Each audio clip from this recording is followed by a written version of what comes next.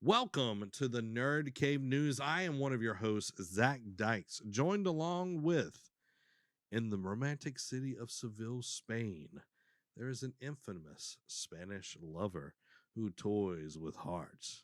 Be careful, he will woo you with moonlight and riverside strolls. And Ooh. with words like, Biestre es como verás estrellas, which means to kiss you is like seeing stars.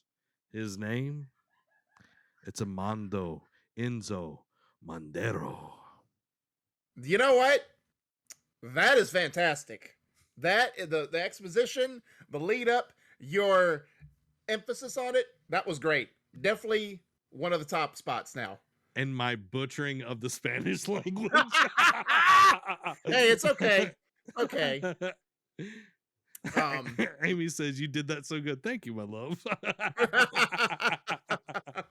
No, you should have said thank you, mi amor. Mi amor. Amando Enzo Mandero. I'm glad to have you aboard the episode tonight. Mm-hmm. Are you excited? Because we got an awful lot to do. You mean no? It's an awful show. What do you mean? Like this is probably our worst news gathering. It's the weakest news show we've done all. I'm just kidding, guys. It's a lot to talk about. Some big stuff happened this week. You know, big stuff. Can't wait to get into it. Big stuff. Because I know I woke up to it on Tuesday morning. My friend down in Dothan sent it to me. I'm like, what? And I immediately sent it to you, and you're like, what? Yeah, the Barbie putting out a new game. Oh wow, yeah, 100%. And it's a crossover with My Little Pony. Yeah, like it's that and the Minions. Like I was not expecting them to throw the Minions in. With a special appearance by Hotel Transylvania. Yeah, like crazy stuff. Amy says, my work was done justice on your name, Amando Enzo Mandero. This episode is brought to you by Epic and Patreon. Do you love video games and supporting the Nerd Cave at no added cost? Any purchase in the Epic Game Store or for Fortnite and Rocket League on any device is eligible to use our Epic Creator Code. Use Nerd Cave at checkout to support us with every purchase on the Epic Game Store. Derek, where can they go to become something more? So first off, in your little lead up, if you love video games, it's like, if you don't, why are you here on a video game news channel? Just throwing that out there. But if you want to jump on the ship and become more of this, join more of this awesome crew that we already have, you can go over to patreon.com/thenerdcave, just like our wonderful crew members already have. We've got the first mate, Brandon Salty Santa Hicks. We've got the helmsman, the conductor. We've got our gunners as Richard Newell, Daniel Sanford, Rushing Waters Yoga, Marilyn James, and Brittany, the Granny B. Harrison. And we've got our deckhand, Martin Sager. Awesome. Guys, thank you so much for going over to patreon.com and supporting us. We're posting new content. And if you haven't already, go vote on the poll that is up right now over there. It's going to help us shape some things moving forward. Guys, this is the Nerd Cave News, where each and every week we run you through all the video game news that you need to know. You can watch us on twitch.tv/Nerdcave Network on Thursdays at 9 p.m. Central Time, or you can watch the show later over on youtube.com/Nerdcave Network. Make sure to hit the follow and subscribe button so you don't miss out on anything, and like it so more people will see the video. This month is January, if you didn't know already, and our game club game is Halo Infinite. We'll be doing a deep dive on February 3rd live, with all of the awesome crew members. Come and be a part of the definitive on the infinitive. There you go. I like that wordplay. I know. B says, Derek, this is about to get awkward real fast. I'm here for you guys. Aw. Hey, we appreciate you being here nonetheless. This Amando. Are you ready to get into the gaming discussion for this week? Sí, mi amigo. So there's literally nothing to talk about this week, guys. Like as we said, terrible news week. I don't even know why you've drugged me on this show for nothing, I sir. almost canceled. I almost canceled I another know. show, guys.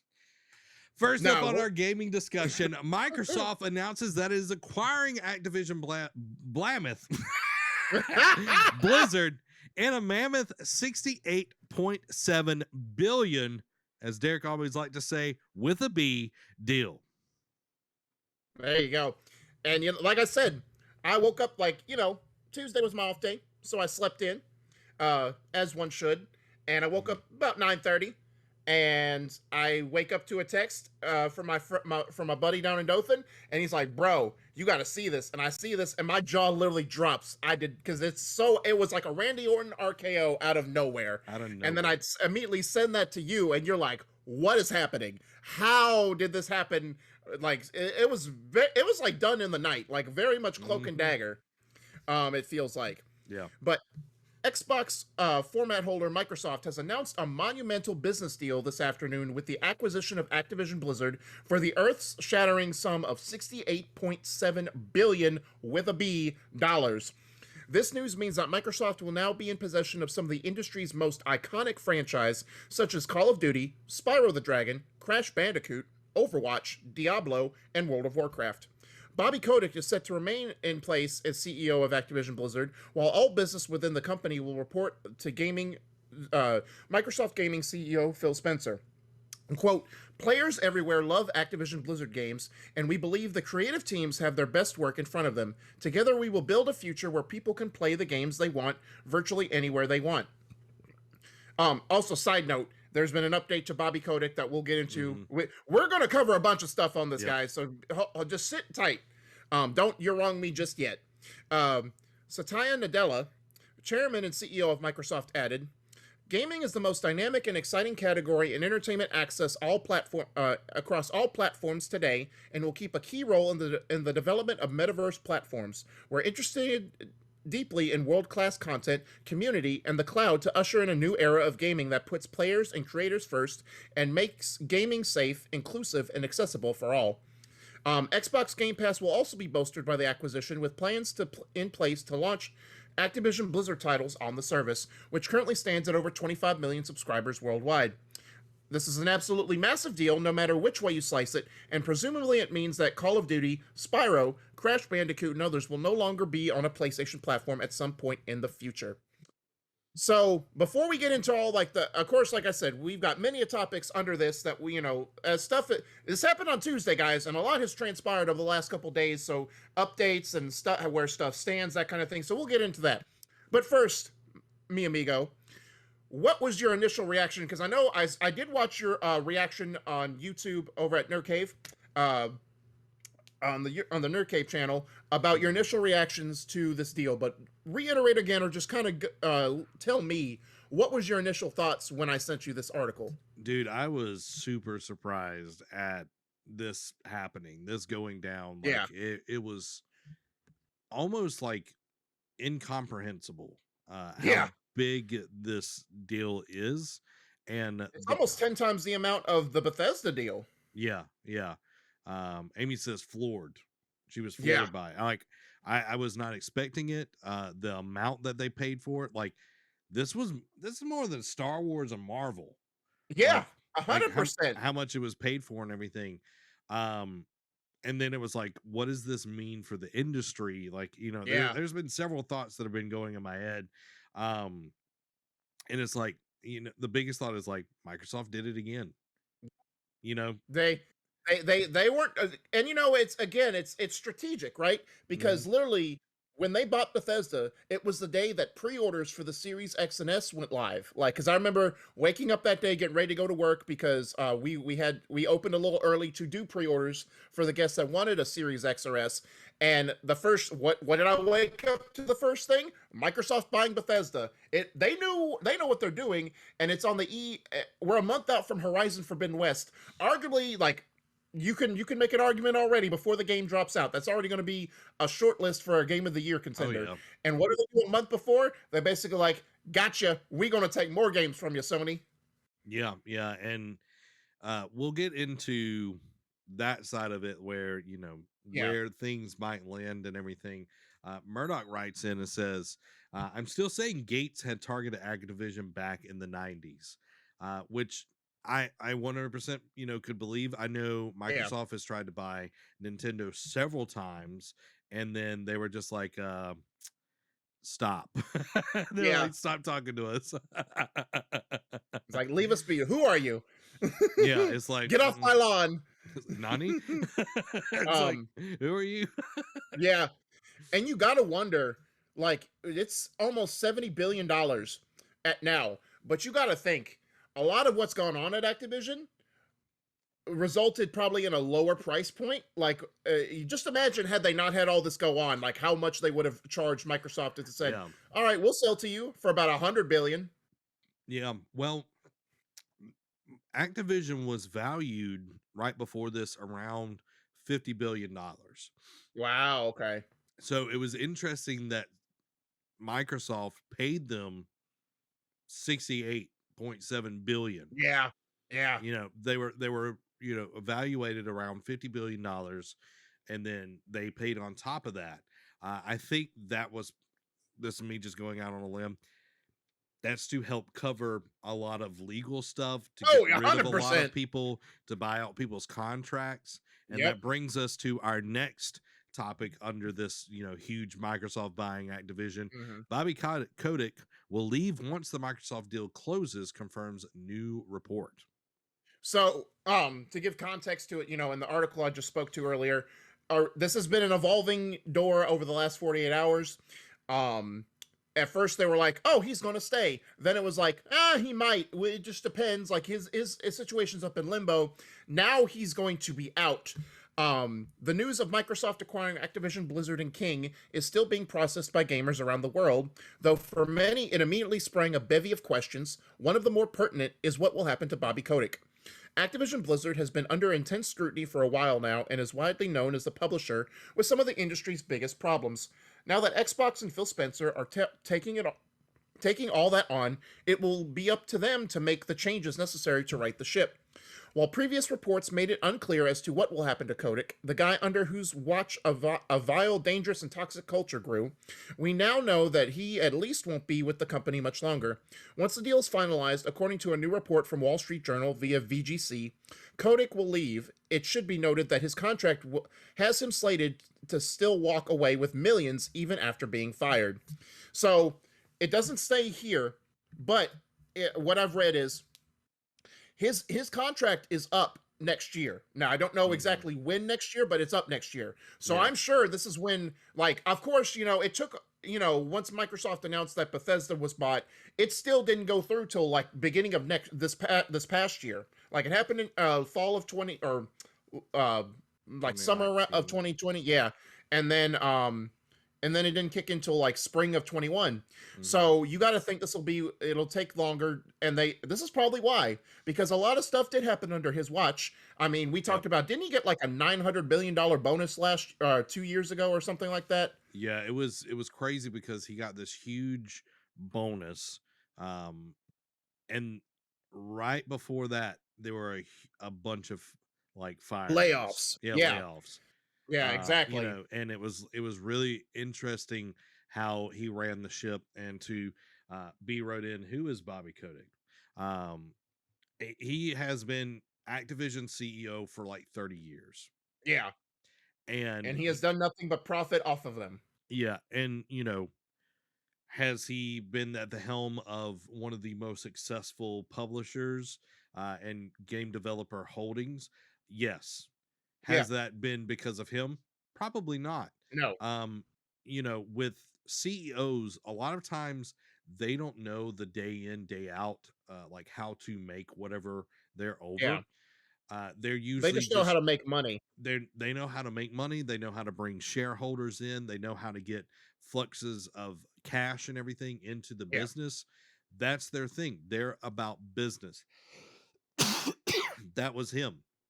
He was really shrewd at his job, where they Yeah. would see a ton of money come in from microtransactions, the sale of their games, and then make tons of money and then fire people Yep. year in and year out. that was what he did, and he would walk away with bonuses because in their contracts they have like, oh, if you make X amount of dollars for the company, you're going to get this bonus. And he Yeah. did that year in, year out, because the biggest franchise in the world, other than Fortnite, like I think Fortnite's, Yeah. came out like in the last few years, but Call of Duty is the biggest franchise of all time. I will say it Yep. right now. Like, we dog on it for it being very formulaic over the last Yep. few years.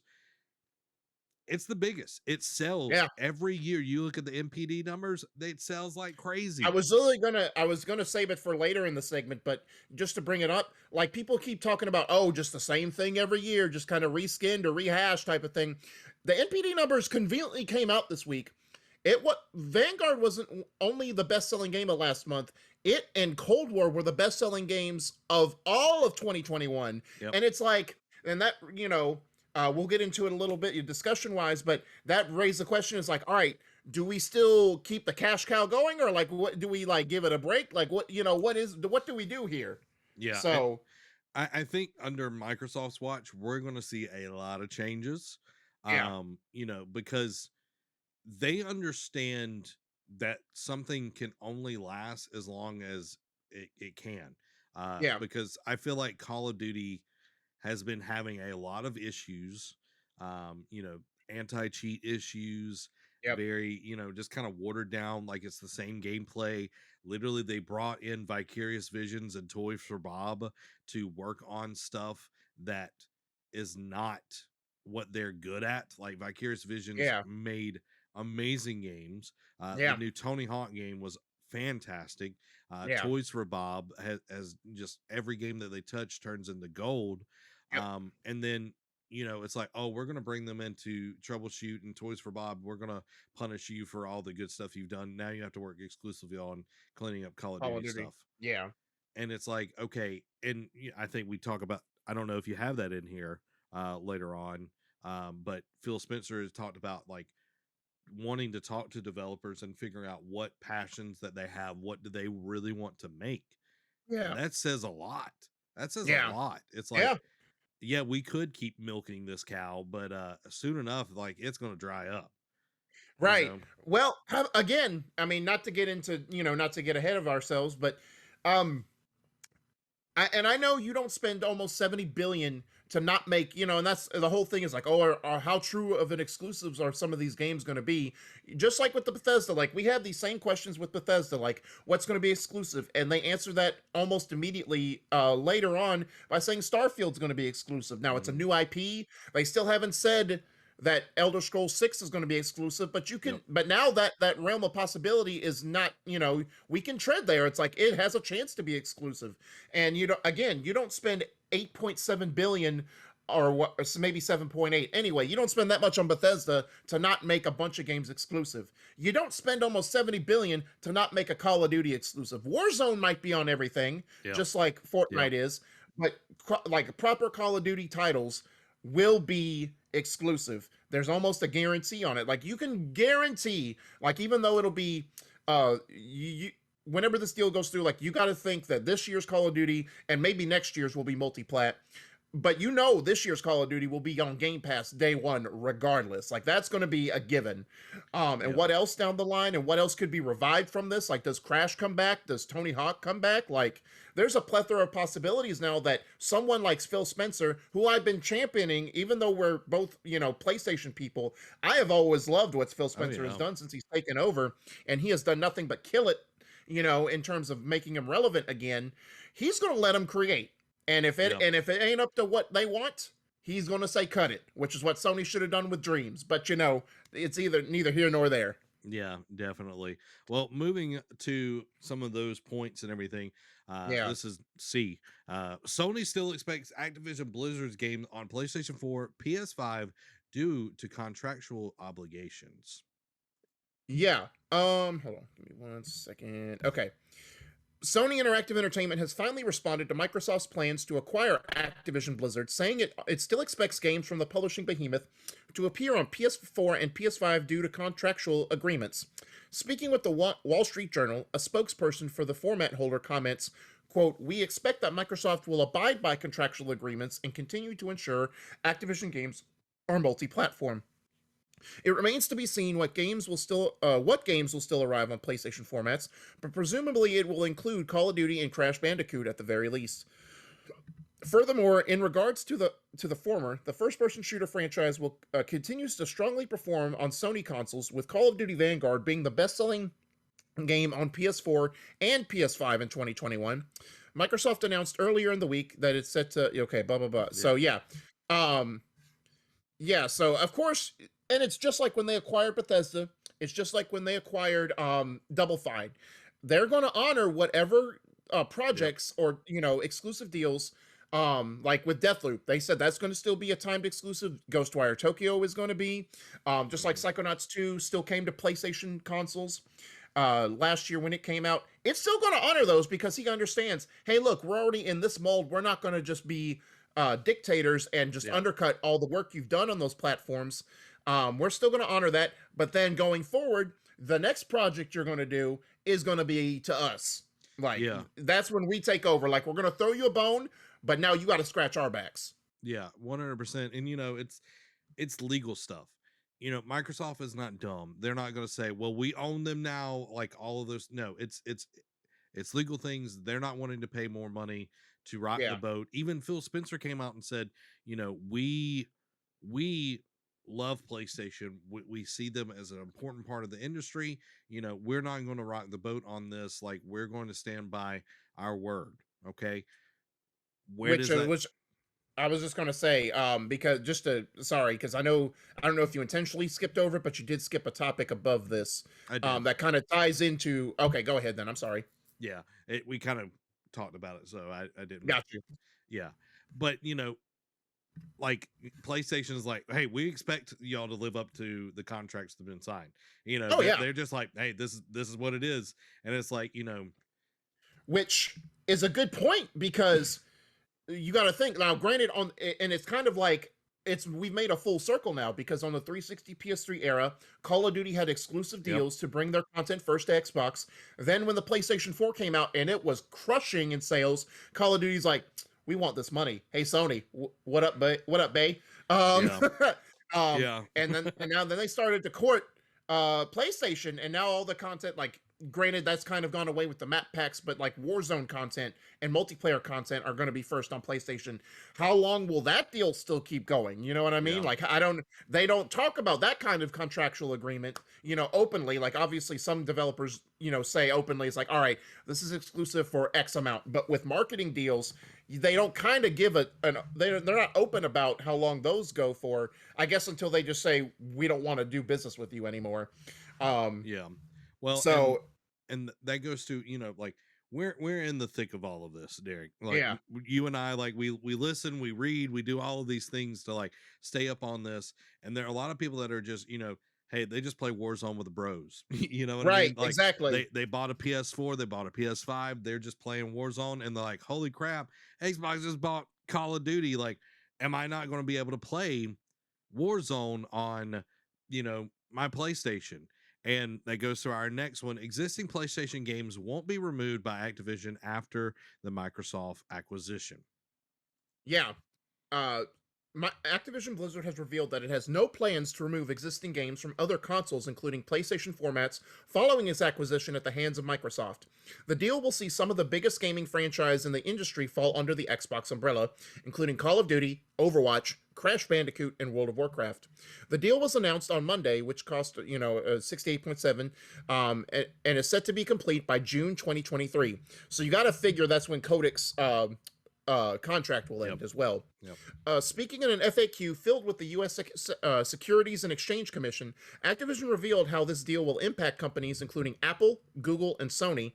Quote, we will honor all existing commitments post-close. As with Microsoft's acquisition of Minecraft, we have no intent to remove any content from platforms where it exists today. Sony responded to the deal in an interview with the WSJ this week, saying it expects the games to remain multi-format due to contractual agreements. Furthermore, it has been reported that Microsoft intends to keep Activision Blizzard games developed for PlayStation formats going forward. So, it's still one of those things where now, but again, it's with the Bethesda thing. Now, we haven't seen anything other than Starfield. We have not seen anything yet that has been like hugely like, Yeah. oh wow, this is going to be um this is affected, or they got this franchise or whatnot. So it's going to be interesting for both Bethesda and Activision to see what will still come to what down the Yeah. road. Like Minecraft is the best example. It's pretty much the only example in recent memory that Microsoft owned studio makes a game multi-plat. Like all the Yeah. exclusives come to PC and Xbox, obviously, but nothing else. Like no Nintendo, no PlayStation. And no people are going to say Ori and Cuphead, but those are not Microsoft owned studios. They just did second party partnerships with those companies. Yeah. So it's going to be interesting to see what these stay like. Will Wolfenstein, will the next Doom, or whatever, come to both PlayStation, Switch, and Xbox? Mhm. Will Overwatch still come to Yeah. PlayStation Yeah. and Switch? What will they will they make World of Warcraft come to consoles like they did with Diablo? hmm and I think the point here, all of this has been really ran through the legalese department. Like all of Yeah, this is like they are not saying anything that they could be held to that is not contractually obligated. Because like in yeah, the statement, we have no intent to remove any content from platforms where it exists today. It means anything that's already made or anything that has been yeah, announced. Like that doesn't mean moving forward. Now, yeah, one quick thing that I want to point out real quick before we get into the next one yeah, about Sony's stock. I feel like within the next 10 years, Derek, we will see Microsoft on PlayStation. We will see Microsoft games on PlayStation. I feel like yeah, Game Pass of some sort will come on to yeah, PlayStation because they will have like this is the silver bullet, Derek. Like yeah. we've talked about this several times, and like what ifs. This is the silver bullet. Okay, when the contract ends, Xbox is going to Phil Spencer is going to walk up to Jim Ryan and say, "Hey, it's been good. It's been a good. You had a good run. I I know you've got all of your exclusives, which I hmm love because Phil Spencer is a gamer. Like Yeah, he is not, just some CEO like that Xbox has had in the past. He's yeah, like, you do amazing things, and I am so glad that y'all do because y'all are a yeah. class act. Right. But wouldn't you like to have Call of Duty back on your console? No, yeah, Wouldn't you like to have all of Bethesda's games on your console? yeah, I got a proposition. You allow Xbox Game Pass to come on to yeah, PlayStation, and all your people can, we'll give you a percentage of the profit, and everybody will be happy. yeah. I'm calling So, it right now, man. Within the next 10 years, that's going to happen. yeah, I mean, yeah. Well, and Phil Spencer has reiterated multiple times. He's like, Xbox games will come to whatever Game Pass is on and running.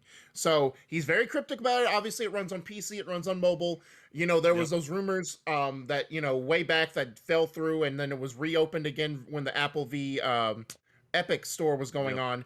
That Xbox had fully prepared to put Game Pass on Switch. Yeah. It just hadn't happened yet, and I guess the infrastructure for Switch can't support it. We don't know what happened. It just Yeah. fell through to where it's not happening yet. But that's what Xbox is going to monopolize Game Pass to wherever. I wouldn't even be surprised because it was a running joke that play Skyrim on your refrigerator, Yeah. and it turned into a real thing, much to my chagrin. Yeah. I wouldn't be surprised if like, hey, whatever electronic can run this infrastructure of Game Pass, we're going to put it there. Yeah. If it has Wi-Fi and can connect to Yeah. a browser, we got you. Tesla, We got what you. you doing? We Yeah. want you to put. You want Game Pass in your car? We got you, fam. Which I think they're taking out games from Teslas because people like have been getting into wrecks and everything. Yeah, because didn't we report a while back that the Sonic 2 game was on Tesla for whatever? It was some Yeah. Sonic game that was on Tesla. Yeah, exactly. I'm pretty sure that is what it was. Yeah. Dan says eventually it will become like Netflix for games. And Oh yeah, that's what, a lot of people compare Game Pass, but Game Pass is the best deal in gaming. 100%. It's the One, perfect point of entry for you. oh yeah, yeah. And everything coming day one from the big boys at Microsoft, and you get some really good third-party games as well. Yeah. And indies, $14 a month ain't bad. Yeah. Ain't bad at all. 100%. Now, Sony's been they've responded and everything, but In case you want to know what this purchase did to them financially. Yeah, there were a lot of knee-jerk reactions to this. A lot of people dumping stock. Sony stock reportedly took a $20 billion hit after Xbox Activision announcement. Sony stock reportedly took a $20 billion with a B dollar hit after Xbox announced that it's set to acquire Activision Blizzard. As detailed in a report by Bloomberg, Sony Group Core shares reportedly fell by 13% in Tokyo on Wednesday, just a day after Microsoft announced its $68.7 billion deal with Activision Blizzard. As per the report, the drop itself is the largest single fall in Sony stock since October of 2008. The acquisition will bring a wide range of new franchises into Xbox's domain, including the likes of Call of Duty, Overwatch, Diablo, Tony Hawk's Pro Skater, Warcraft, and much more. In comparison, last year, Xbox announced that it had acquired ZeniMax, the parent company of Bethesda, for a deal worth $7.5 billion. With the company's latest takeover offering a ludicrous number of high-profile IPs, it is no surprise that the price of the deal dwarfs its early acquisitions by a vast margin and has seemingly resulted in Sony stock taking a hit. Over recent years, Sony and Xbox have both taken different approaches to encourage players to purchase their latest consoles. While PlayStation has seen great success by offering a number of exclusive IPs and titles such as Insomniac's Spider-Man, Naughty Dog's The Last of Us, and Guerrilla's Horizon Zero Dawn, Xbox has instead opted down its subscription service, Game Pass, as a way to bring additional players into the fold. While last year Game Pass subscriptions were reported to have slowed down, a recent statement from Xbox boss Phil Spencer explained that the service has now reached over 25 million subscribers. The announcement came paired with the news that Microsoft would offer, quote, as many Activision Blizzard games as we can within Xbox Game Pass and PC Game Pass. Once the acquisition had been complete, a move that's sure to increase its subscriber count by even more. At present, it's unclear exactly which Activision Blizzard games Xbox plans to make exclusive to its consoles and which will still be available for PlayStation customers.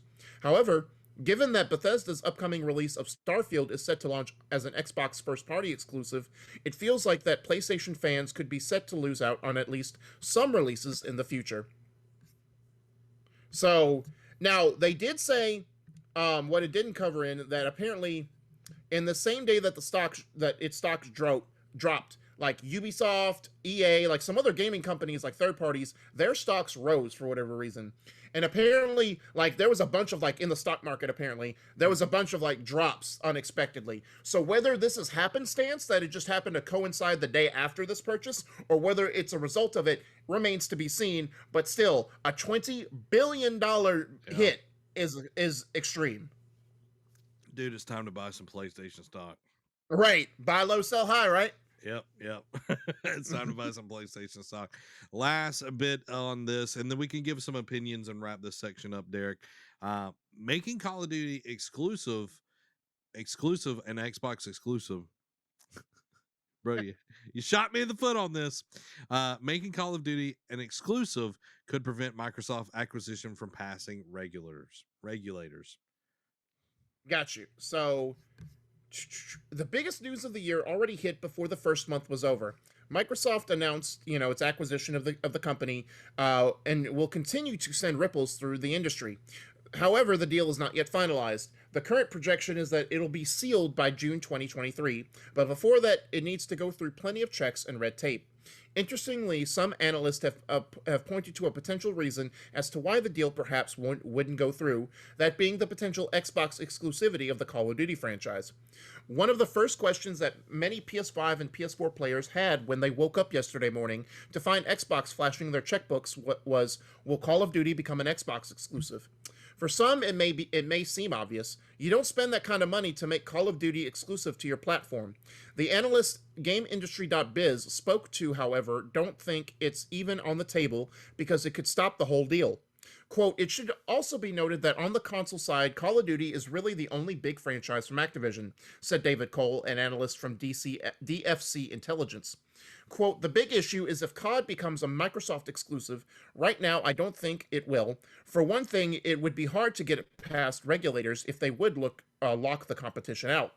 It's a fair point to make, and one that should put the minds of Warzone players on PlayStation more at ease. There's already a lot of antitrust issues that need to be investigated in a deal like this, and choosing to lock out competition of the largest console game franchise in the world could become a roadblock in the deal happening at all. At the end of the day, we still need to hear from Microsoft that they'll be doing with IP like Call of Duty and others anyways. Besides, they've already said they'll publish some Activision Blizzard games on PlayStation. Yeah. So for me, and we got a question from B that we'll get into in just a second. A lot of this is still up in the air. I think we might, once it's passed and everything, like, Yeah. yes, there will be, some monopoly. Like, they're trying not to create a monopoly and everything. They're trying to make that stop and all of that. I think eventually we will get an exclusive. They might even Yeah. do like what they used to do. Okay, where Mhm. a generation split would happen. And I remember from the Xbox to the Xbox 360, they had Call of Duty 2 on the Mhm. 360, and then they had Big Red 1 on the last gen consoles. Yeah. What if they, like, you could play it on both, but one gets a complete exclusive? Yeah. I mean, it's possible. I You know, mean, it's different strokes, obviously, but Assassin's Creed kind of did that a few years ago, where they put Unity only on PS4 and Xbox One, and they put Rogue on PS3 yep. 360. So that's entirely in the realm of possibility. That could, and they could even be even. I'm not saying they would be petty, but they could even be petty and be like, "Oh, we'll put this Call of Duty on the PlayStation 4 only, not PlayStation 5." I don't think they'd be that petty. Yeah. I'm sure their contract says PS4, PS5. Yeah. It could also be like, okay, you get Warzone and perpetuity forever, Yep. all the updates and everything, but any other, like, they drop a new mainline Call of Duty, that's Yeah. only going to be on Xbox. You get Yeah. Warzone, and they could go even a step further. It's like, if you don't own this copy, then you don't get the weapons that are going to be added. Like when they had Cold War on there, they like introduced that into Warzone and everything. Yeah. It could be like, you get Warzone, but you don't get any of the weapons that come from the new game. I don't Right. know. It's going to be very, very interesting, and it's not just Call of Duty. We also, have Overwatch, we have Doom, we have, like, there's Yeah. so many things. World of Warcraft, like, and that's not even including the franchises they put to rest. Like, Yeah, it goes back to my question earlier, like, what do they revive? yeah, and I think that's going to be a huge thing because Phil Spencer is a gamer among gamers. Like, he Yep. did an interview talking about, the games like not Rock Band, Guitar Hero. Like, he was like, I love Guitar Hero, so we Yeah. probably will see a Guitar Hero Yep. reprisal that comes out. And there were several different things that he was like really into. And I think that's a good thing. Like, maybe we get, like, yes, Call of Duty's big, but what else is in the treasure troves of Activision? Well, and I think that's become okay. So it's been more on the Blizzard side if you want more variety, but the Activision side, like, to your point, like, they have gotten so focused, right or for wrong, on Call of Duty and making it so great. Like, again, you could say that, oh, Call of Duty's been down the last couple of years. Well, NPD said Call of Duty had one of its best years ever last year in terms of sales wise. So it's like, do you keep that cow going? And that goes to my next thing. Do you think that Xbox will keep annualizing Call of Duty because of these latest NPD reports, or do you think they take an Assassin's Creed approach where they take every couple of years off? Because while you could say, "Oh, why stop that train?" I was thinking about this today. If you make people miss it, if you take that time off, you make people miss it, that means you have better chance to make the game even better, make people froth at the mouth wanting it. That way, when you do drop, it'll shoot sales out of the roof if you market it right and if it's Yeah, actually done well. It goes back to the Field of Dreams quote: if you build it, they will come.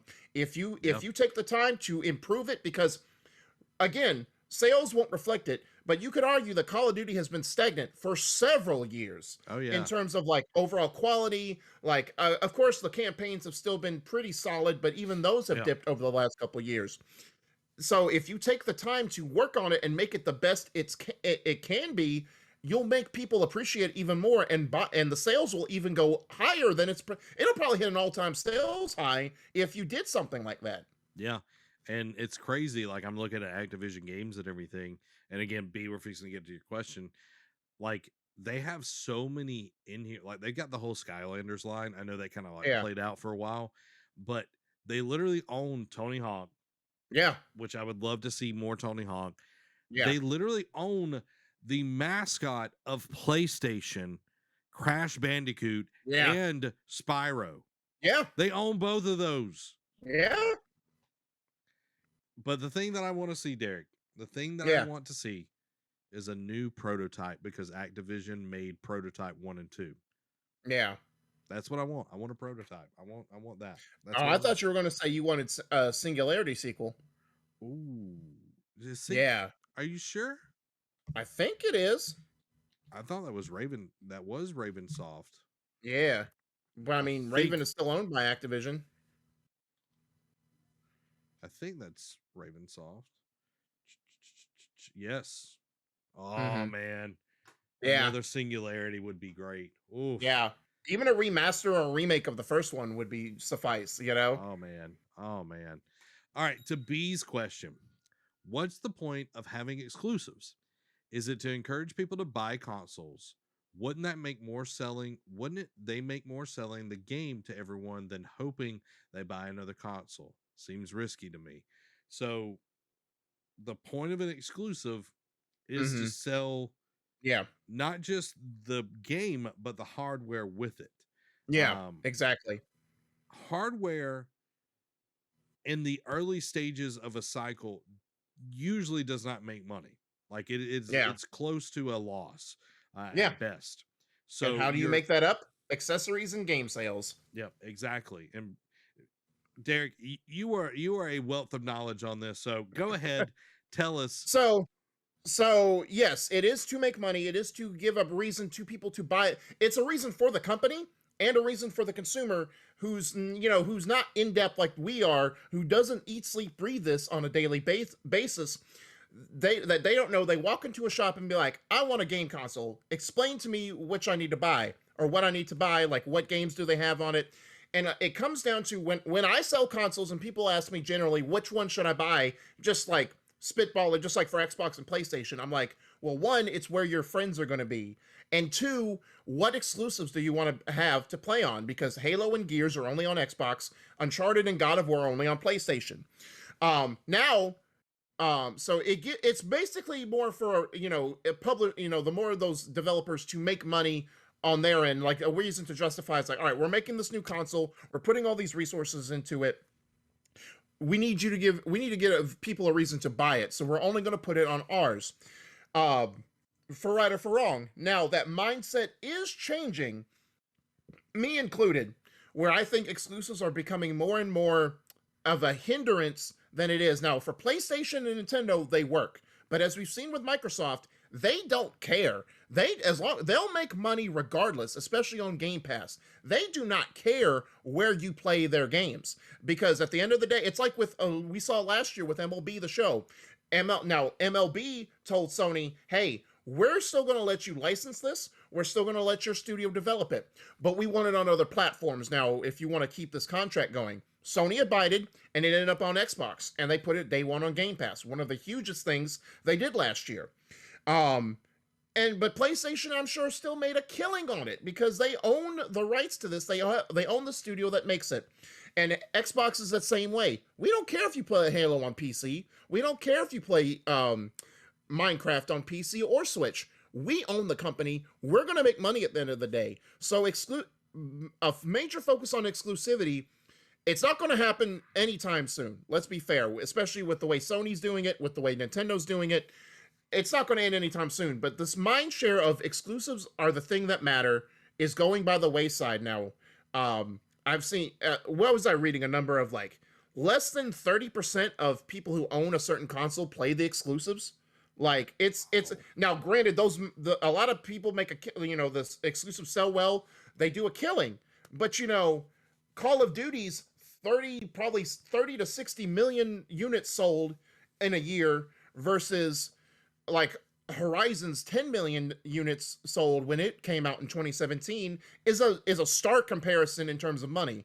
So we're seeing more and more it's like where you can play and who makes the games rather than where you can find them on. So to kind of your question is when it seemed risky, 15 years ago it wasn't. That was the norm. It was an arms race. It's like, all right, who can make the games that people can't live without? And you know, for a lot it was PlayStation, Xbox, or Nintendo. Those were your options. Now it's like with Game Pass and all these streaming services and subscription services and whatnot, it's more about who's making it and where you can play it on. Because we've seen just a little over 2 years ago, we're starting to see barriers break where we're having cross-gen. PlayStation people can play with Xbox. Xbox people can play with PC players. We are seeing barriers being broken to where it used to be PlayStation people on Call of Duty could only play with other PlayStation people. Now I can hop on with and play. Zach I'm sure he has it on Xbox as well, but Zach could play Halo on PC. I can play Halo on the Xbox, and we can both play and still enjoy the game.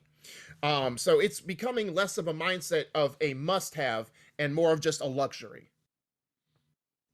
Yeah. Well said, Derek. Well said. I mean, Amando. Yeah.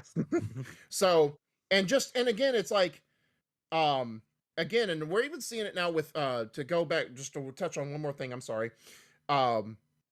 PlayStation's even, and we're going to get into the PlayStation news, but more and more of PlayStation studios are being like, hey, we want to put our properties on PC.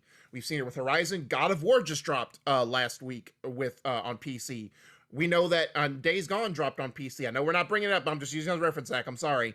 I know the Uncharted collection is dropping on PC. Who knows what else is going to drop on PC down the road? Like we're definitely going to see Forbidden West and Ragnarok on PC at some point. That might be a year or two down the road, but it's happening. And then there's the supposed rumor of Ghost of Tsushima coming to PC as well. So it's becoming more and more of like, we want to make, I think more and more developers are like, why are we cutting off our nose to spite our face by only putting on one platform when we could put it on at least one other one and make twice as much money as we were? Yeah, I agree. B, that was an awesome question. Thank you for asking, and Derek, thank you for carrying the ball all the way to the goalpost. Hey man, I try. It's honest work. You know, it's honest work. You know. Yeah. Guys, I'm ready to get into something different. Yeah. We talked about it long enough. Yeah. We talked about it long enough. Now we're going to talk about Lego Star Wars The Skywalker Saga. Gets a new trailer and a release date. Derek wanted to squander this away, guys. He wanted to put this in the quick hits. He didn't want us to watch the trailer. He just wanted to say the date and be done with it. I said, no. You will not take this away from me. You will not take this away from the audience. You get one amendment to the doc per week, and you used it wisely. So I'm proud of you. I'm the CEO of this thing. I can amend all I want. Just like fair enough. You brought up Days Gone. You're getting docked pay. Yep. Your pay's been docked, and you're like, I don't get paid. Well, now you owe me $10. I thought you were going to say, oh, your screen time is docked now. Goodbye, Derek. All right, let's jump into this. Derek, you should be able to see this over on the Discord. I tested it earlier, and there was sound. Okay. There was sound, so hopefully it works. So we'll see. We'll see. All right, here we go, guys. We're checking out the Lego Star Wars, the Skywalker Saga official gameplay. Strap in because it's a 6-minute video. It's a 6-minute video, so here we go.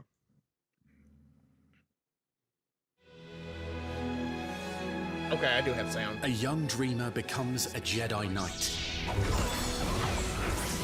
The gameplay a Jedi is twisted by the dark side already. And as the Force awakens, a hero rises up to save the galaxy. Relive the epic story of all 9 films in the biggest Lego video game yet, with Lego Star Wars: The Skywalker Saga.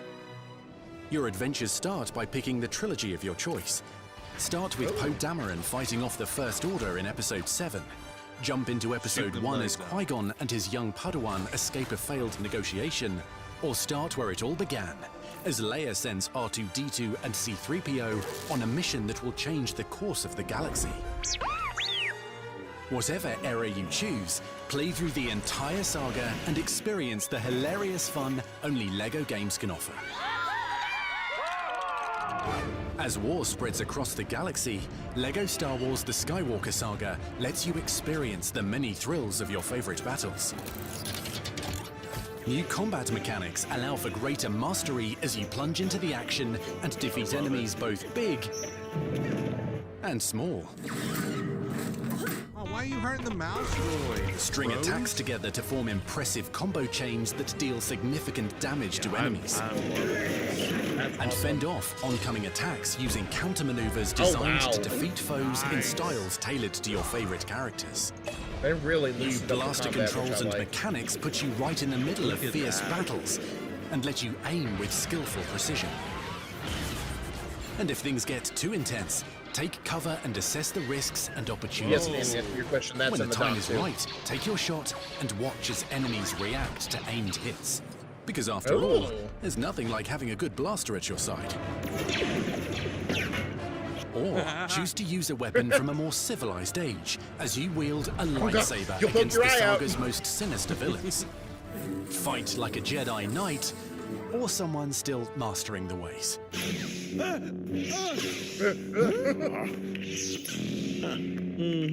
But a lightsaber isn't the only weapon in a Jedi's arsenal.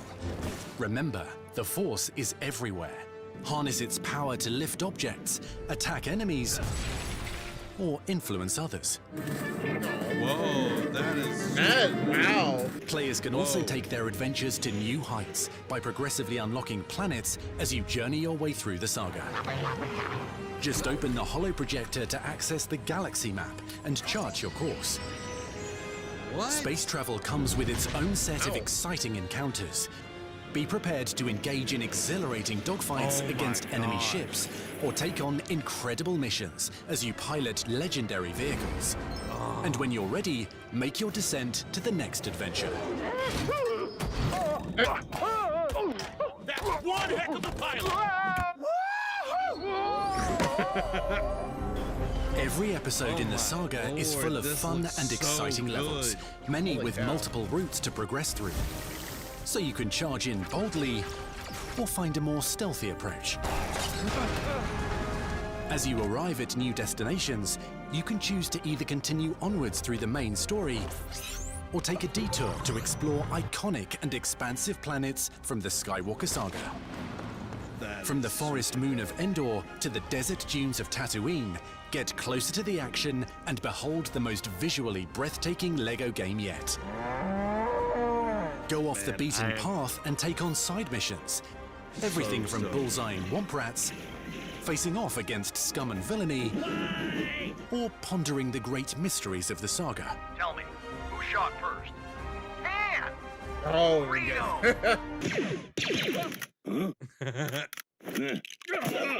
The more you explore the galaxy, the greater the rewards. That's IG-88. yeah. Uncover Kyber bricks to unlock new features, including upgraded abilities across a range of unique character classes. You can Whether do using a upgrades. scavenger's net launcher to climb with swift agility, sensing opportunities for impressive shots as a scoundrel, unleashing shock grenades as a bounty hunter, or putting your better half to work as a protocol droid. Each upgrade makes your characters more powerful and ready to take on any challenge. And with over 300 characters to unlock, free play mode 300. lets you play as legends from every corner of the saga and live out your greatest Get Star Wars pistol. fantasies. Papa. LEGO Star Wars The Skywalker Saga lets you relive your favorite moments from all 9 films and experience fun and new adventures like never before. On April 5th, Out time. the galaxy is yours. Trust your feeling.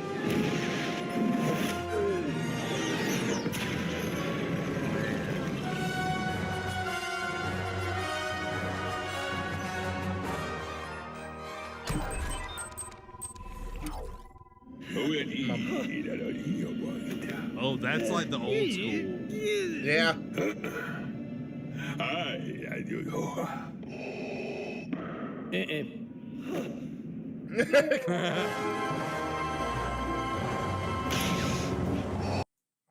Okay, man, that is Yeah.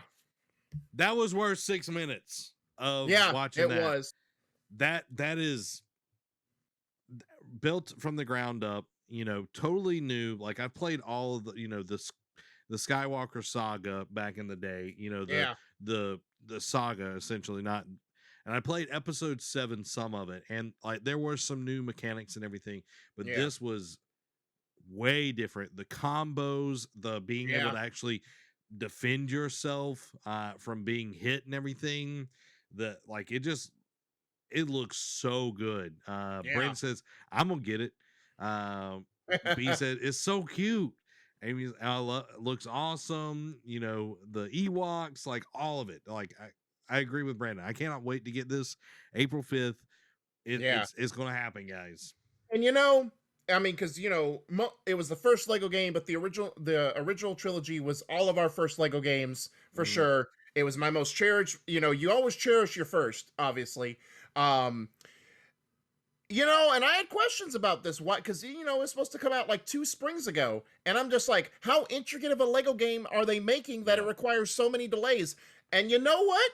I tell you, I want to be wrong, and I like when I'm wrong. They shut me up with this one, with how much detail and how much change they made to the gameplay, the style of a Lego game. They're redefining what a Lego game is in the year of 2022, and on this new console generation, they are defining what it means to be Lego in a different way. They put the money where the mouth is and shut me up, for which I am extremely glad. So it was like you said, well worth the wait. Yeah, well worth the wait. Not to put a damper on it. Okay. I do have to point something out that I was listening over to Kind of Funny Games Daily. Okay. And there's been a lot that has come out about the toxic work place at TT Games. The crunch has been extremely bad. Like, bosses literally following employees out to the parking lot when work is over and saying, "Are you not loyal? Why are you not doing overtime?" Oh, great. Like, super, super bad. Like, I'm hoping that things will turn around there, but I did want to point that out. Like, even though it has been delayed, it has been a lot of crunch that has surrounded this game. I don't know, we talk about crunch a lot and everything, so I wanted to bring it up because it is important that we do talk about it, even briefly, that that this has been a very arduous development, and a lot has went into it. Clearly there's been a lot of good that's come out of it. Like, it looks amazing, and I'm excited about it. But look at Sucker Punch, look at Insomniac. Like, none of these do crunch, and they make phenomenal games. 100%. And it's like, it can be done. There just has to be better management and better planning. Yeah, 100%. So, I mean, and we saw it, it wasn't like a toxic work environment, but the one of the presidents, or the head honcho over at Techland, we talked about it in one of our inaugural shows for the month of January, that he had ADHD. He didn't know what kind of direction he wanted to put Dying Light 2 in, but they found a way. That game's come out in a few weeks, so as long as there was a nice cherry on the top of the bad pudding of the sundae, it'll be all right. Yeah. Dan asked, Mandalorian DLC ? Maybe. I could see them doing Mandalorian and Boba Fett. Like, I could see them like putting something together for that. That'd be really dope. That'd be really cool. We'll have to see. What about Solo and Rogue One? Are they going to add those in? So we'll see. Well, you couldn't keep the game going because you would explode at the end of Rogue One. I guess. I don't know. I'm just making a joke. I know. Making a joke. But let's move on to our PlayStation news. We're going to get you through this quick, guys. Sony's rumored Xbox Game Pass rival is inevitable, says Phil Spencer. So Xbox bigwig Phil Spencer has said he fully expects Sony's long-rumored Xbox Game Pass rival, codenamed Project Spartacus, to feature new game releases on day one. Speaking with IGN, Spencer reckons that it's inevitable Sony will come up with its own Xbox Game Pass style offering, although right now there's just rumors, as nothing has been announced yet. Quote, I don't mean it to sound like we've got it all figured out, but I think the right answer is allowing your customers to play the games they want to play, where they want to play them, and giving them choice about how they build their library, and being transparent with them about what our plans are in terms of our PC initiatives and our cross-gen initiatives and other things. So when I hear others doing things like Game Pass or coming to PC, it makes sense to me because I think that's the right answer. I don't really look at it as as validation. I actually, when I'm talking to our teams, I talk about it as an inevitability. So for us, we should continue to innovate, continue to compete, because the things that we're doing might be advantages that we have in the market today, but they're just based on us going first. Not that we've created something that no one else can go create. I like it because it feeds our energy on what are the next things that we should be working on as we continue to build out the things that we've done in the past. Because I think the right answer is to ship great games, ship them on PC, ship them on console, ship them on cloud, make them available day one in the subscription, and I expect that's what our competitor will do. Sony's Xbox Game Pass rival is supposedly going to combine the efforts of both PS Plus and PS Now, and will offer a 3-tier subscription service. So, obviously, again, I like the transparency from Phil Spencer. And he knows, I'm glad he is being humble in this approach, right? He's not like, oh, well, we're the first ones and we know how to perfect it. You know, you don't know what you're doing. He's like, look, we did it.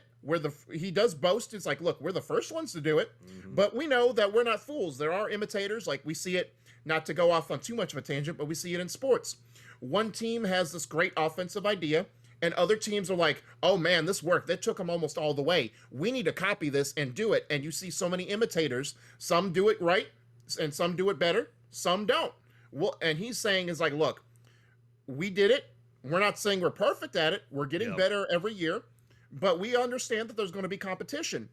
But what have we always said? Like, when we see like the numbers go up for systems, for games or whatever, competition breeds, innovation. Yep. And at the end of the day, the consumer wins, or most of the time they win. So we can only hope that it does, like this Game Pass competitor that PlayStation is working on will be with the consumers in mind.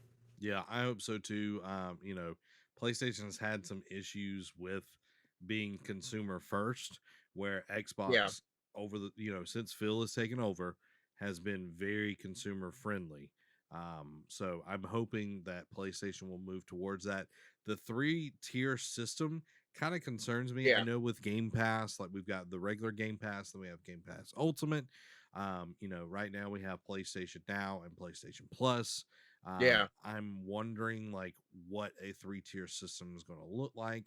Hopefully, they won't play a Nintendo and come out and it's like they dropped the ball, because Nintendo has not been able to recover from their online service, and now it's like, hey, you're gonna pay out the wazoo for our top version of this. And I think that's something that PlayStation, when they come out this, they have to market it the right way. They have to really come at this with consumers in mind, not just the bottom dollar. Like, you can, like, Game Pass has proven you can charge $14.99 a month and make money. Like, where someone would buy one game a year at $60, someone can pay $15 a month for and have 12 hundreds months. of games. And have 100 games, and you make more money in the long run. You make more money in the long run, because they also showed where they would make, they would sell the game after they trying it on Game Pass. So that's where I'm at on that. That's where I'm at. 100%. So, speaking of all of that, PlayStation devs have reportedly pushed. I didn't update this real quick, so let me Boom. There we go. That's not the right one. We cut that story. I'm talking about Yeah. the lower third, my brother, from another Yeah. mother. Boom. There we go. PlayStation devs reportedly pushed Sony to bring their games to PC, says Corey Barlog, the man, the myth, the legend. Corey Yeah. Barlog. Director of one of the greatest games of the PS4 generation. Oh, yeah. Corey Barlog, the director of PS4's critically acclaimed God of War, has revealed that developers across PlayStation studios frequently bugged Sony Interactive Entertainment to bring their games to the PC. Speaking with Game Informer, Barlog revealed that a collection of developers were extremely vocal about having PlayStation exclusive titles ported to PC, something which has become quite common in the last few years. Quote, I think it was the collective of studios all over saying that is a really good idea. We should be looking into this. Eventually, I think it reached that tipping point when we had sent so many suggestion boxes that they were like, I'm tired of hearing all of this. Fine, we'll do this. It's a process. We're still figuring it out as a company and as individual studios how to do this and what's the process and strategy will be. God of War PC was released, at the time, and was in development for more than 2 years. Blah blah blah blah. So it's good, and it goes back to what B's question asks: is like, doesn't it seem ridiculous or kind of silly that they're cutting them nose off to spite their face by only putting on one platform?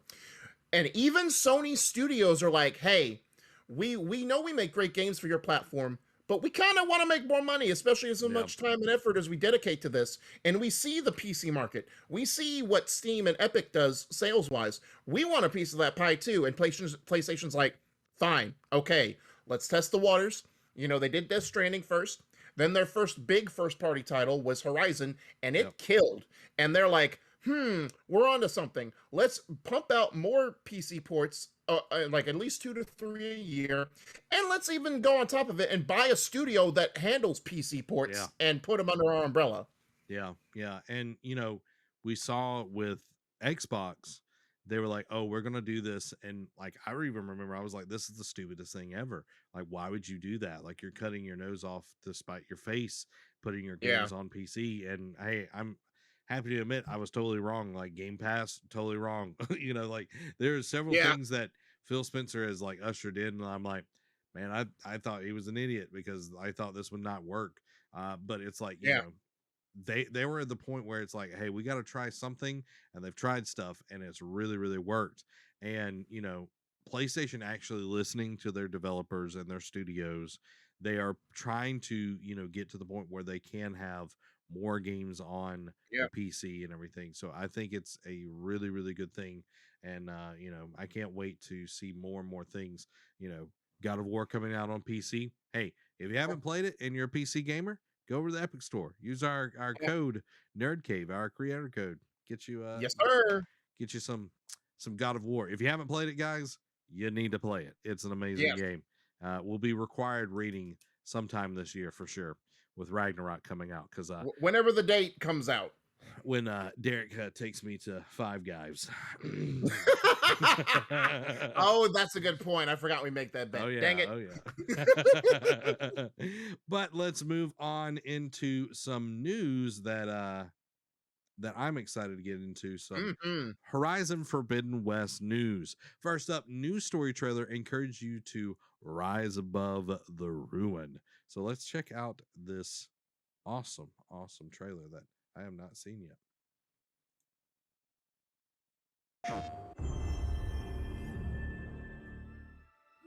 I'm running out of time, Elizabeth. The land is dying. People are suffering. Soon, they'll starve. And the machines meant to help us are out of control. I have to find a way to fix it all. And the answer is somewhere out in the Forbidden West.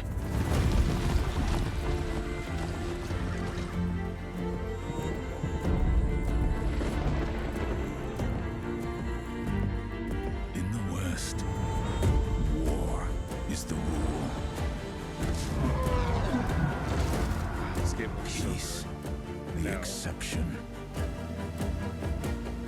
The rebel leader Regala seeks to slaughter all those who've wronged her. She will kill anyone who gets in her way. They say she answers to a higher power. He supplied her with troops, weapons, even the There he ability is. to control machines. Machines of war. So he gave this. Whatever secrets he has. Yeah, He's keeping to that's what they are himself. insinuating anyway. And the solution I need is broken and scattered. Or Hades gave it to him. Maybe. Everywhere I look, things are falling apart. I don't know if I can find a way forward. Like Elizabeth did.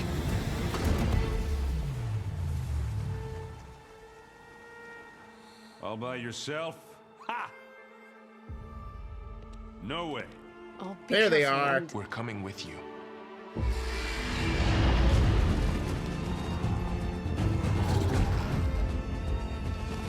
He's got a beard. I know. Okay, all right, Michael B. Jordan.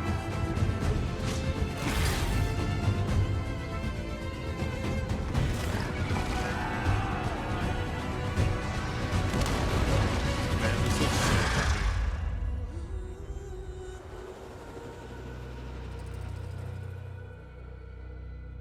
We will find the answers. But beware.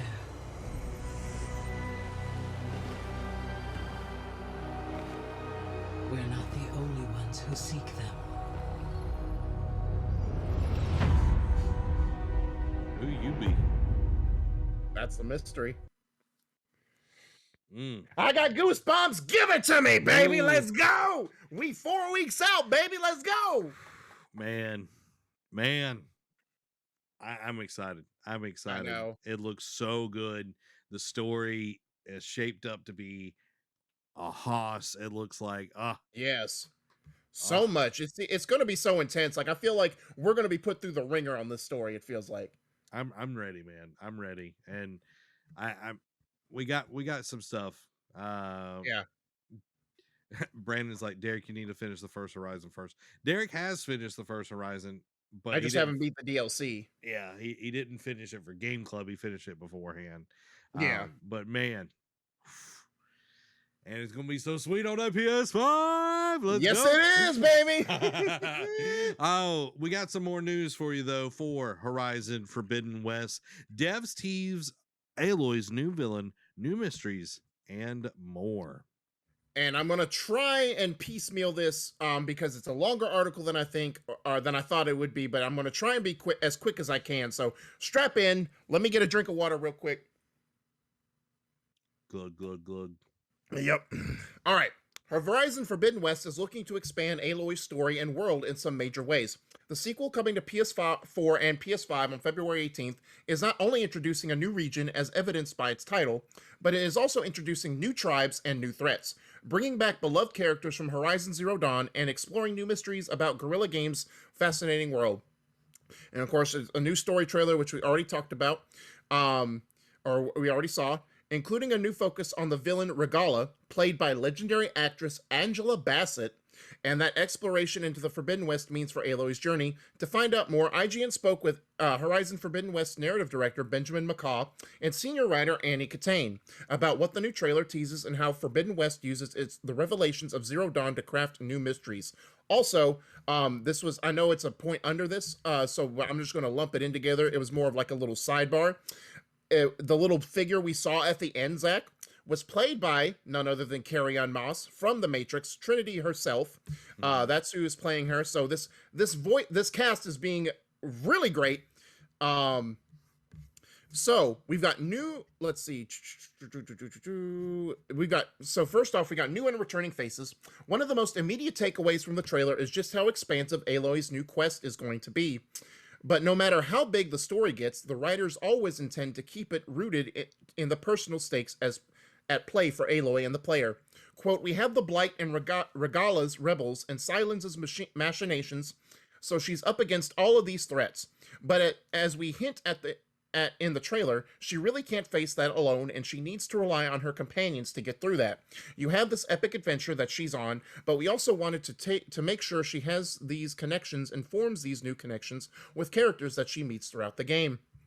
One of the most prominent new characters in the story trailer is Regala, a name you're probably familiar with if you tried to snag one of the Regala Edition releases. The new trailer primer primes her as a major force to be reckoned with, one players will have to contend with in order to fulfill Aloy's quest. Quote, Regala is someone who's driven by hatred, specifically hatred of the Karja tribe, and she's willing to burn down the world to get that kind of vengeance that she wants. And she's going to plow through anyone who gets in her way. From an emotional perspective, between Aloy and Regala, it's an unstoppable force and immovable object. And one of the things that Aloy will have to discover as she's going into the Forbidden West is Regala and her ability to override and control these machines, how that is connected to her own mission to stop the Blight.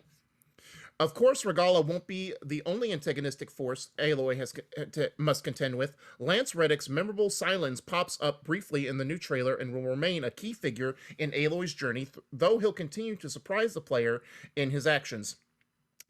Quote, Silence, he's always a man of mystery. In Zero Dawn, he was helping Aloy make her discoveries, but in the Forbidden West, she really does have his own agenda and his own plan. A lot of that we're really excited for players to discover as they go through this journey, and part of his plan does involve helping Regala. Why exactly he's doing that, that's the mystery that we can't wait for players to find out. Silence always has a plan, and that plan is never quite what you think. That's how it was in the first game, and that's how it is in the second game as well. But another new face that you may notice in the trailer is a new companion character introduced in Forbidden West, Alva, played by Shameless's Allison J. She's part of a new tribe Aloy will encounter in Forbidden West, and a highlight of the story for the writers. Silence always has a plan, and that plan is never quite what you think. When we were developing that character, we were looking for a blend of knowledge and innocence. And this is talking about Alva, excuse me. And we were pretty happy with the result. Then we saw some of the concept art for the character, and we were like, oh, this is great. And then Allison J got cast, and she just blew us out of the water. It's a great performance. It's funny. It's a bit tender. And she's just a great character, and there's no way that fans aren't going to like her. She's brilliant, and she's curious, and she's a little unsure of herself, and her role in the tribe is to help interpret the ancient past. So that's something Aloy will learn as she meets her and gets to know her. And Aloy will obviously have a continued interest in the ancient past, or our relative present and near future as the timeline of Horizon goes, with the revelation at the end of Horizon Zero Dawn that Aloy is a genetic clone of scientist Elizabeth Sobek, and in a sense her daughter. Aloy is very much contending with the fallout of this new relationship what this new relationship in her life means, even if Elizabeth lived long ago. It's everything, McCaw said of the relationship. Aloy feels a crushing burden, not just of the responsibility to stop the Blight and help the people of the world survive, but also to live up to the ideal of her genetic mother, and this is a major, major theme within the game. And like any mother-daughter relationship, we haven't fully explored it. It's infinite. Then, let's see. Okay, we don't have that much farther to go. So the next one is Don't Let the Mystery Be. That relationship is one of the several major surprises that comes throughout the Zero Dawn story, as did the revelation that Aloy's world was a post-apocalyptic United States. With those answers uncovered, though, and in fact a major part of what we've seen of Forbidden West, the remains of San Francisco has served as a major tease for the sequel. Is there any mystery left for the players to discover in the sequel? Well, yes, quite a bit. And it's foundational to the world building McCaw, Catane, and the rest of the team do. When we think about Horizon, we typically think of it in terms of these four big pillars. You have beautiful nature, you have robotic megafauna, you have Aloy, a machine hunter, a tribal hunter, and you have the tribes themselves. But there's also a fifth pillar, and that fifth pillar is the mysteries of the ancient past. And we know we couldn't do a sequel to Zero Dawn without going deep, deep, deep into that zone. We have to develop mysteries that would be compelling to the player, would have to do with the past, but would also be personal. We feel that there's some big revelations yet to come, and that whatever it is, whatever speculation is out there, whatever you think is going to happen, you're going to be surprised. We see a lot in the story trailer, but there's really just scratching the surface. There are a lot of mysteries in the Forbidden West, some that we hint at in the trailer and some that we haven't mentioned yet. Of course, if you're not familiar with all the intricacies of Zero Dawn's story, or perhaps didn't read every data point in the first game, fear not. Guerrilla is ensuring that experience will bring both new players and those returning after a long time away up to speed through the early parts of Forbidden West. And if you are a fan of hunting down every bit of lore you can get a hold of, don't worry. Forbidden West writers are also hoping to satisfy those players as well. If you really want to get into the world and the lore, then it goes as deep as you want, and that's how we approach those data points, and we really try to continue the spirit of what you had in Zero Dawn to give you that depth, but also the surprise you a little bit. So there's some new facets of our view of the 21st century that people will be surprised and pleased with. And there will certainly be plenty of world to explore, while the story trailer indicates we'll see Aloy setting off on her journey, lest fans be worried that the West is just a small portion of the world. The vast majority of the game takes place in the Forbidden West, but Aloy's journey to and through this new region gave the writers and developers time and space to introduce and explore all the new ideas and characters being introduced. But don't worry, Aloy isn't turning suddenly linear. I'm really pleased with the way this worked out with the open world. It's a huge open world with lots to do, lots to explore. But it's also staged for the player in a way where it's not everything at once. It's not a linear path, and it's a path that takes you through the tribes and introduces them and companions to you. He continued noting players won't get lost in the many new and returning threads of Aloy's journey. That's a lot to digest, but a lot of good info too. Yep. Yeah. I told you to strap in. Oh man, I strapped in. I came, I saw, I conquered. There's a lot in this game, and it talking about the different pillars and everything. The one thing that really intrigued me about Zero Dawn was the past, like the mysteries of the past, and discovering those. And I'm looking forward to getting more and more into that, because it really grounds and roots what the game is about. So I cannot wait to really jump into that as a whole. We got one last pretty awesome announcement that article kind of jumped into it just a little bit. Well, no, I'm about to say I didn't. I touched on that. The Carrie-Ann Moss. Yeah. That's what. Yeah. Boy, let me segue. Man, I'm gonna pop somebody one day. Horizon Forbidden West adds Matrix star to rapidly growing cast. Yeah. Well, I just wanted to add that in there as a sidebar. Remember? Okay. Well, this person, Trinity, is now in there. There you go. Yeah. Yeah. If you didn't know her name, what I said. I know. There you go. So now you know, and knowing is half the battle. Derek over here. I'm sorry. One of these days, guys, I'm gonna get rid of Kevin. I'm gonna have a co-host that just knows. You know what I mean? What's that supposed to mean? What? Huh? I thought my mic was off. Thought I hit the button. Kevin, why aren't you doing your job? All right, guys, let's jump into the PlayStation quickies. Here we go. So we're going to have a rumor sandwich. We're going to start with and end with a rumor. First off, a rumor that Persona 6 is being developed as a PS5 exclusive game. Hori announces new Fighting Commander Octa controller and fighting stick for PS5. PlayStation inventor Ken Kutaragi calls VR headsets simply annoying. God of War for PC was in development for at least 2 years, as we touched on earlier. God of War's tops Steam sale charts while claiming new PlayStation Studios concurrent player count record. God of War Ragnarok 2022 release date reiterated by Sony. And the last one, another rumor, Sony set to unveil major third-party PlayStation exclusive game soon. Man, I'm going to get me a large hamburger. I'm going to get me one of the big old hamburgers. Not just a regular hamburger. I'm going to get me one of the big ones. I'm going to be hurting Five Guys? afterwards. Oh, yeah, and a large fry. All for myself. Big old Coke. Oh, yeah. And I'll be sitting in the corner with malls flying on my wallets because you made me broke. Yep. Yep. Just myself's gonna be like $40. We'll lay down on that Five Guys, y'all. Oh yeah. Oh yeah. Yeah. You just gonna lay down on that stack of fry bags I have sitting across the floor? Oh yeah. I'm gonna put peanuts in my bag too. I'm gonna just take peanuts, all of it. It's all gonna be mine. If you don't know, guys, me and Derek made a bet that I made the bet that Ragnarok would come out this year, and he says that it's not. So that's the bet. And the bet is whoever wins gets the loser buys the winners Five Guys. Yeah. Amy says, I want that Five Guys. I'm gonna call Horizon's Corey Barlog himself and be like, hey man, He's not over it. He's not over it. Hey, he's still involved. He's still involved, but he ain't over it. Dude, you call over there. You know who I'm gonna call? Shoe. Be messing with me. I'll call up Hey.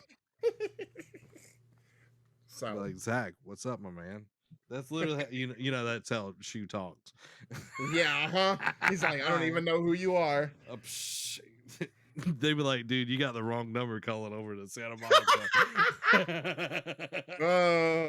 Oh, you're looking for 10 cents. Anyway, guys, let's jump into the quick hits. Derek, I know you've been practicing the speed bag this week. Let's see how fast you can get through them. So, first off, Hitman 3 Year 2 adds Freelancer mode, features roguelike elements and a customizable safe house, along with the new trilogy coming to Xbox Game Pass. Final Fantasy XIV is going back on sale on January 25th. Rumor, new single-player game from Respawn due by 2025 and is built around mobility and style. WB Games Montreal job listing confirms it's working on a new AAA game. Valve's Steam Deck looks to hit current ship dates. An Avatar MMORPG is coming to mobile devices. Some Dying Light 2 news. Dying Light 2 crossplay and cross-gen play will not be featured at launch. Dying Light 2 will get at least 5 years of post-launch content. And it features over 40,000 lines of dialogue, and the Switch version of Dying Light 2 has been delayed. Next-gen versions of Apex Legends could be on the way very soon. Another rumor, GTA 5 on PS5 and Series X and S could see further delays. NVIDIA is reportedly delayed the RTX 3090 Ti launch. NVIDIA CFO expects GPU shortages to improve in the second half of 2022. Shadow Warrior 3 is launching March 1st. Another rumor, E3's digital-only event may be canceled as well. Kingdom Hearts 20th anniversary event confirmed for April 10th. Kingdom Hearts Switch cloud versions are coming on February 10th. Ubisoft developing a firefighting game about the Notre Dame Blaze. Final Fantasy XVI absent from Square Enix's release lineup. A weird one. Wallace and Gromit creators are making an open-world game based on a new IP. Switch was 2021's best-selling console in the US. The Artful Escape is coming to PlayStation and Switch on January 25th. Banjo-Kazooie is out now on Switch Online Expansion Pack. Splitgate Beta Season 1 set for January 27th and will add custom map creator and more. Call of Duty Vanguard and Warzone Pacific's Season 2 launch has been delayed. Telltale originally approached Deck 9 to co-develop The Wolf Among Us 2, and the new Telltale games vows not to repeat previous Telltale's mistakes. After rumors of being delayed to 2023, Hogwarts Legacy has been reconfirmed for 2022. And lastly, WWE 2K22 gets a March 11th release date with Rey Mysterio as the cover star.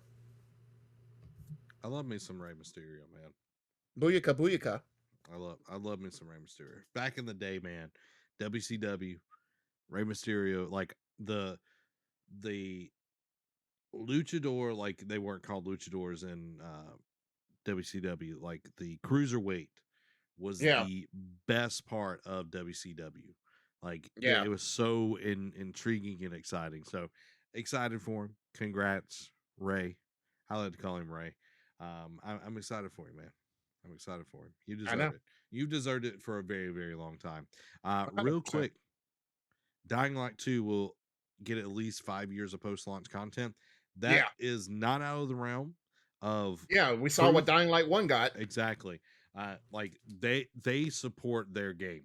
I will say that. Not a lot of people hold to a roadmap or whatever. Dying Light 2 will put out content until no one wants to play it anymore. Yeah. Like they're really, Most really people good can about get it. out a year's worth of content, let alone 5 years. Yeah, so I'm really, really excited. Guys, there is the news that you need to know for this week. Armando Enzo Mondero. Enjoyed it. You did an awesome job putting it all together, as Amy put down in the chat. GG's for Derek pulling, GG's for Armando Enzo Mondero for pulling all this news in info. Not a small feat by any means. And it's not. Derek works hard. Derek works hard, and then he has me come in and say, hey, I'm putting a 6-minute trailer in there. And, it was worth it because the date didn't tell all the story. The date didn't tell all the story. That's fair. Sometimes I'm wrong. But Derek, you did an awesome. Armando Enzo Mondero, you did an awesome job. Thank you. Oh, and apparently you have a deep, dark secret that you want to be a Spanish lover to someone. The way your reaction earlier in the stream when I called you, like you lit up like the sun. You're like, yeah, this has been my dream for so long to be a Spanish lover. Like it was in your eyes. Your eyes were twinkling. Hey, like, man. They were like anime eyes.